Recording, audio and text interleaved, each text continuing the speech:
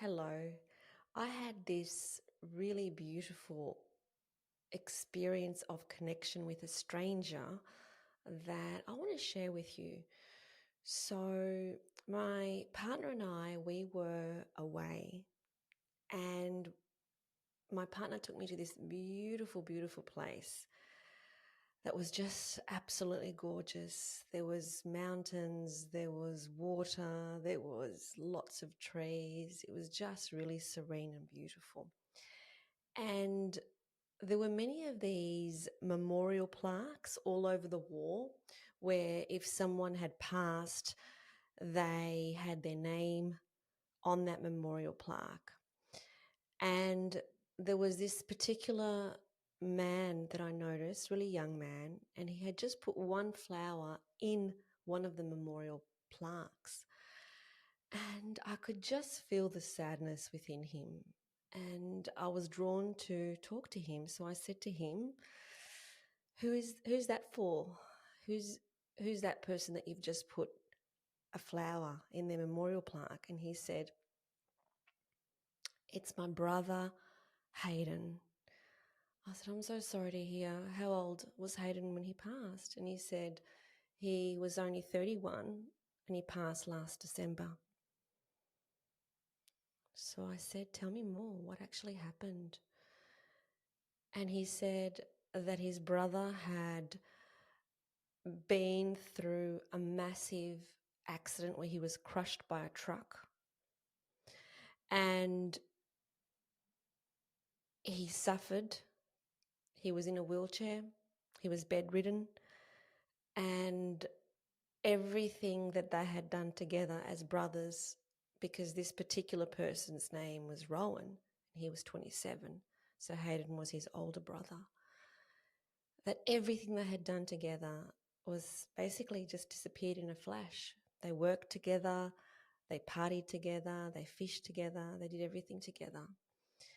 And I was just deeply touched by the pain that this young man was experiencing. I have a 30-year-old son, and I can't imagine the grief that this family is experiencing. And while he was talking to me, I really, really wanted to reach out and hug him. That's what I really wanted to do. But there was some program inside me that went, you can't just reach out and hug a complete stranger.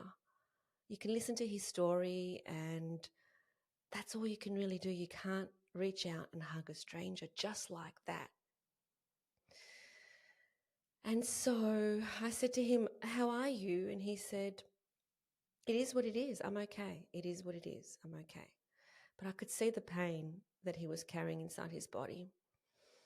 And then he went his way and we went our way. And I said to my partner, Christian, I said, I really regret I didn't hug him. I really feel like he needed a hug.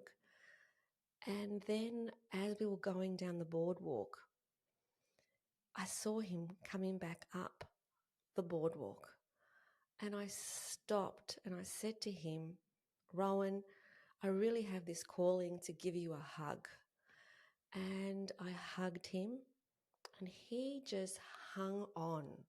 He squeezed so tight that I knew that every part of me was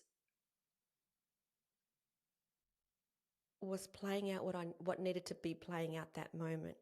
I knew that he needed that hug. He really needed that hug.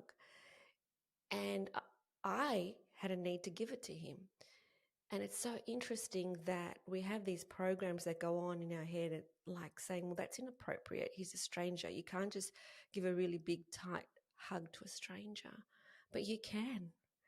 And I really believe that that whole expedition, in terms of visiting that location at exactly that time, was so that I could give a hug to Rowan. I really, really, really believe that. And we have all these opportunities that just pass us by because we become conscious of being misunderstood or rejected or whatever, because of all the rules that we have in society as to what's appropriate and what's not appropriate. It's always appropriate to smile to people. It's always appropriate to connect to people. And of course, you need to use your intuition in terms of how close you get. People will tell you, and that you'll feel it when that they're not ready for a hug. I had another situation where a young lady was struggling as I was going for my walk and she was crying on the grass. And I went and spoke to her and sat with her. And she really resisted the connection with me. She really didn't want anybody around her. But I saw how alone and how desperate she was. And so I just sat there and just sat there with her, but didn't get too close because she told me not to get too close. And I feel like just being in that space where she knew there was someone who was thinking of her, someone who was feeling with her, and someone who was there for her made a difference. And I could feel that her sobs started to get less and less and less and less, and she calmed down. And she had a different sort of energy about her by the time we parted. And so we need to start reaching out to people. We need to start being there for people. We need to get involved instead of thinking that it's none of our business. Like, if people are in pain, why aren't we reaching out? Why are we just walking past? Why are we not there to give them our love? Wouldn't you want that for your child if your child was somewhere and crying on their own and sitting on some grass and bawling their eyes out and in a lot of pain? Wouldn't you want a stranger to come out and give them some kindness and some relief? So this message really is about connection. There's nothing as important as connection. We need to connect. This is why we're here on this planet together. We're not supposed to be meditating 24/7 on our own. It's all about how we grow when we're in the company of others, how we react to others, how we can assist others without wanting something back, without wanting anything back. If this video resonates with you, I would really appreciate some comments and your thoughts on this as well. And if you don't have the same opinion as I do, that you would rather keep to yourself, that's okay. But my invitation to you is to go in deep and to find out, what is that really about? Why are you not prepared to be there for someone else? And that someone else might be someone that you don't know. It might be somebody not in your family or in your friendship group. Even a smile makes all the difference in the world. Making the effort of smiling at everyone. Try that one when you go for your walks. Just lift your head up and smile. And notice how you feel when you are connecting in that way with other people. My name is Eleni, and my mission is to help you connect with the truth of who you really are, which is a beautiful being of light that is here to make a difference on planet Earth.